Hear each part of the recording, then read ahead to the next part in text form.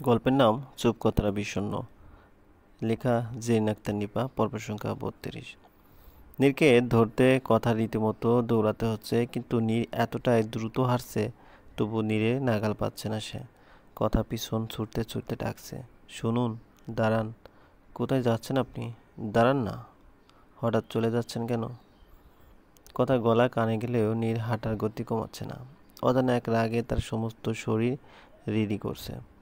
ওই মানুষটার প্রতি তার রাগটা না যতটা, তার থেকেও বেশি ঘৃণা। কথার পাতানো মা এই মানুষ হবে জানলে কখনো এখানে আসতে রাজি হতো না সে। এই মহিলা আর যাই হোক, কারো মা হওয়ার যোগ্য না। কথার মা তো নাই। শুনছেন? দাঁড়ান প্লিজ। কি হয়েছে আপনার? এমন করছেন কেন? ও জামাই। নীর দাঁড়ালো, কিন্তু কোনোভাবেই রাগটা কমছে না তার। কথা নীরের সামনে এসে দাঁড়ালো, হাঁপাচ্ছে সে। নীরের মুখের দিকে অনুসন্ধানী দৃষ্টি ফেলে কিছু বুঝতে চাইল কথা। নীরের চোখের ভাষায় কি বুঝতে পারলো সেই জানে। রাগ করতে পারল না কথা। অনুনয়ের সুরে বলল, পাতানো মার সাথে কথা না বলেই চলে এসেছে কেন আপনি? তুমি মানুষ চিনতে শিখবে কবে? কথা কথা ঠিক বুঝলো না নীর হঠাৎ এমন রাগ দেখাচ্ছে কেন। কিছুটা বিস্ময় প্রকাশ করলো সে, কপালে ভাঁজ ফেলে জিজ্ঞেস করলো, হ্যাঁ, যাকে তাকে কেন এতটা গুরুত্বপূর্ণ জায়গা দিতে হবে তোমার? আপনি ঠিক কী বলছেন আমি না বুঝতে পারছি না। একটু পরিষ্কার করে বলবেন, যাতে আমি বুঝতে পারি। নীরের গলা চড়ে যেতে নিয়েও নিজেকে সামলাতে চেষ্টা করলো নীর। কথার সাথে চটপট করা যাবে না। কথা কিছুই জানে না। ওই মানুষটাকে কথা তার জীবনের অনেকটা জায়গা দিয়েছে। তাকে নিয়ে আপত্তিকর কোনো মন্তব্য কথা সহ্য করতে পারবে না। নীরের একবার কথার দিকটা ভেবে খারাপ লাগছে। এই সরল মেয়েটাকে সবাই কেন ঠকায়? যে মানুষটাকে এতগুলো বছর সে ফেরেশতা ভেবে আসছে, আসলে সে তো তার যোগ্যই না। ওই নোংরা মহিলাটার জন্য তার মার বিবাহিত জীবন সুখে কাটতে পারেনি। মহিলাটা তার মার সংসারে নজর দিয়েছিল। তার বাবাকে ওসব কথা মনে পড়লেও রক্ত টগবগ করে ওঠে ওর। আপনার কি হয়েছে, হ্যাঁ?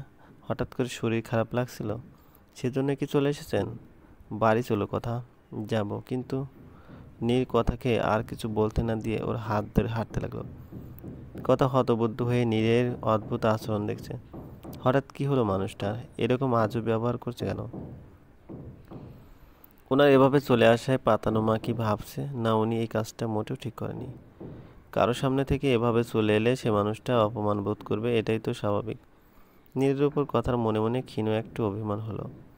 কাল আমরা বাড়ি ফিরছি কথা। মাথার নিচে দুহাত রেখে চিত হয়ে শুয়ে পড়ল নীর। কথাকে বলে এসেছিল কম করে হলেও এখানে এসে 1 সপ্তাহ থাকবে, কিন্তু তাদের এখানে এসে মাত্র 3 দিন হলো। এখনই সে যাবার কথা বলছে। কথা স্বভাবতই রাগ করবে।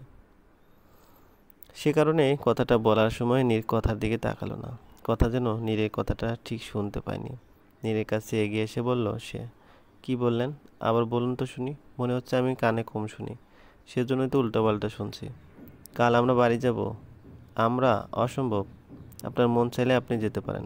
আমি আপনাকে আটকিয়েছি নাকি? কিন্তু আমার জবাব শুনে রাখুন, আমি কাল কিছুতেই যাব না। যাবে? যাব না। আচ্ছা, দেখা যাবে। দেখা যাবে মানে? রেগে মেগে কোমরে হাত রেখে নীরের কাছে আরেকটু এগিয়ে এলো কথা। দেখা যাবে মানে কি? আমি যদি যেতে না চাই, আপনি কি আমাকে জোর করে নিয়ে যাবেন? দু হাত পা বেঁধে, মুখে কাপড় বেঁধে কোলে করে নিয়ে যাব? ডাকাতি পেয়েছেন নাকি? আপনি নিজেই বলে এসেছেন অন্তত 1 সপ্তাহ থাকবেন। আপনার কথার মূল্য নেই কেন? নীর বাঁকা চোখে কথাকে দেখে মুচকি হেসে বলল, আমার কথার মূল্য আছে দেখেই ওকে রেখে যেতে চাচ্ছি না। নীরের এসব হেয়ালি কথায় রাগ আরও বেড়ে যাচ্ছে। লোকটা একটা ঝাঁতা, সবসময় নিজের মর্জি ঝাড়বে। কথাও কম যেদি না। সেও মনে মনে জেদ করলো, কাল কিছুতেই যাবে না সে। কথা গাড়ি থেকে নেমে কোনো দিকে দেখলো না, সোজা বাড়িতে ঢুকে গেল। হলরুমে মতিন চাচার সাথে দেখা হলো। মতিন চাচা কথাকে দেখে একগাল হেসে জানতে চাইল, অত জলদি বেড়ানো শেষ নতুন বউ? যাক, ভালো করছো। তোমার এই সারা বাড়িটা কেমন ফাঁকা লাগতেছিল। তুমি যাওয়ার পরে মনে হইতেছিল এই বাড়ির জীবন চলে গেছে। তুমি যাওয়ার পরে তোমার শ্বশুর একদিনও রাইতে খায় নাই।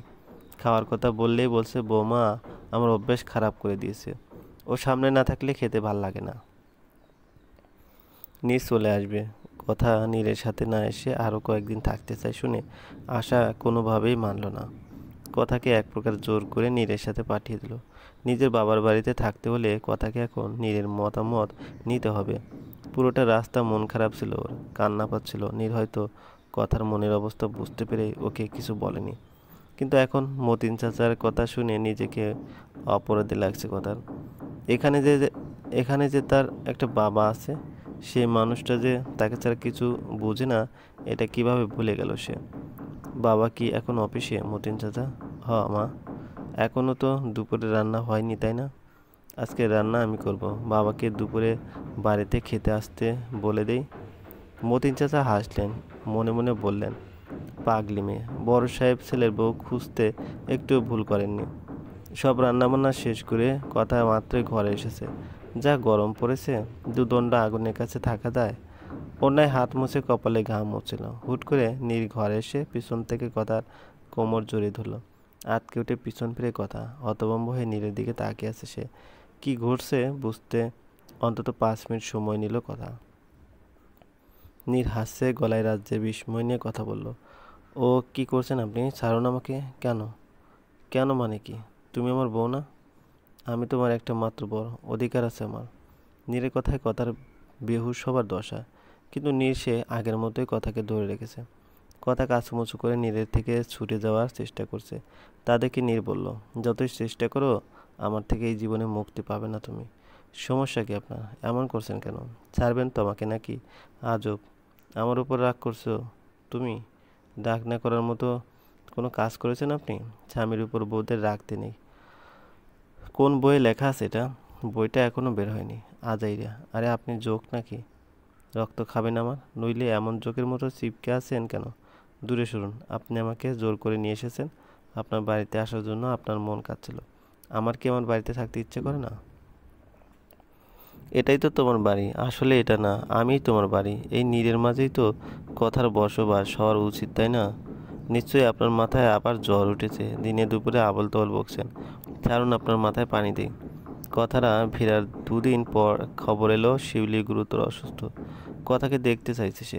সোহান নিজে কথাকে নিতে এলো। কথা সোহান ভাইকে দেখে মহা খুশি। সোহান ভাই, তুমি কিন্তু আজ চলে যেতে পারবে না, তোমাকে আজ আমি এত সহজে ছাড়ছি না। সোহানকে চিন্তিত দেখাচ্ছে। কথাকে কিভাবে বলবে সে ভাবছে। কথা জলদি রেডি হয়ে নে তো, তোকে আমার সাথে যেতে হবে। কোথায় যাব? কি হয়েছে সোহান ভাই? কিছু হয়নি। নীর কি বাড়িতে আছে? ওকে একটু দেখে দে। বাড়িতে কারো কিছু হয়েছে সোহান ভাই? আরে না রে, তেমন কিছু হয়নি। তুমি আমার কাছে মিথ্যে বলছো কেন? তুমি মিথ্যা বললে আমি বুঝতে পারি। বলো না কি হয়েছে। তোর পা, শিউলি খালার অবস্থা ভালো না। একটু আগে হাসপাতালে নেওয়া হয়েছে, বারবার তোর নাম নিচ্ছে। কথার পায়ের নিচ থেকে মাটি সরে গেল যেন। 2 দিন আগেও মানুষটার কাছে গিয়েছিল সে, তখন বুঝতে পারেনি মানুষটা তার শেষ দিন গুনছে। কিন্তু পাতা নোমার যে কিছু হয়েছে এটা ঠিক বুঝতে পেরেছিল কথা। কথার কোন দিকে খেয়াল নেই। তার পাখা থাকলে সে এই মুহূর্তে মানুষটার কাছে উড়ে চলে যেত। চলো শোন ভাই, দেরি করো না। নীরকে বলে যাবি না তোর শ্বশুর? এসবের সময় নেই, তুমি চলো। না, নীরকে ডাক। ওকে না জানিয়ে আমি তোকে নিয়ে যেতে পারবো না। অসহায় চোখে সোহান ভাইকে দেখলো কথা। সময় নষ্ট না করে নীরকে ডাকতে গেল। নীর বাড়িতে ছিল, দরজার সামনে থেকেই কথা বলল। সোহান ভাই আমাদের নিতে এসেছে, দেরি করবেন না, চলুন। নীর বেরোবার জন্য রেডি হচ্ছিল। কথাকে এতটা বিচলিত দেখে জিজ্ঞেস করলো, কি হয়েছে কথা? পাতা নোমার শরীরটা ভালো না, আমাদের যেতে হবে। নীরের চেহারা কঠিন হয়ে গেল। ওই মহিলা মরলেও তার কিছু যায় আসে না। তোমার ইচ্ছে হলে যেতে পারো, আমি বাধা দেবো না, কিন্তু আমাকে যেতে বলো না। কথা হতবুদ্ধি হয়ে নীরকে দেখছে। আপনি যাবেন না? না। একটা মানুষ তার জীবনের শেষ সময় কাটাচ্ছে, এটা জেনেও আপনি তাকে দেখতে যাবেন না? না। নীরের নিষ্ঠুরতা দেখে কথার চোখ দিয়ে পানি পড়তে লাগলো। আমার সম্পর্কগুলোর আপনার কাছে কোনো মূল্য নেই? না, আছে। আপনি এতটা পাষাণ কেন? আপনাকে চিনতে আমার ভুল হয়েছে। না, আসলে আপনাকে আমি আজও চিনতে পারিনি। আপনার ভিতর মন নেই, কোনো অনুভূতি বা কারোর জন্য সহানুভূতি নেই। আপনি মানুষ না হয়ে পাথর হলেই ভালো হতো। সেদিনও আপনি এমনটাই করেছেন। আপনার সব কিছু আমি আপন করে নিয়েছি, কিন্তু আপনি আমার কিছুই আপন করতে পারেননি। আমাদের মাঝে দূরত্বটা কি ধনী গরিবের নাকি অন্য কিছু? যে মানুষটার জন্য আমি আমার মাকে হারিয়েছি, সে মানুষটার প্রতি আমার মনে কিভাবে সহানুভূতি থাকতে পারে কথা? আমার মায়ের মৃত্যুর পিছনে যারা দায়ী তাদেরকে আমি কিভাবে ক্ষমা করব বলো? আপনার মার মৃত্যুর জন্য পাতানো মা দায়ী? হ্যাঁ কথা, হ্যাঁ। ওই মানুষটার জন্যই আমার মা বেঁচে থেকে প্রতিনিয়ত ধুকে ধুকে একটু একটু করে শেষ হয়েছে। তোমার মুখে মা ডাক শোনার যোগ্য না ওই মহিলা। চলবে। গল্পটি ভালো লাগলে অবশ্যই লাইক করবেন, কমেন্ট করে জানিয়ে দিবেন।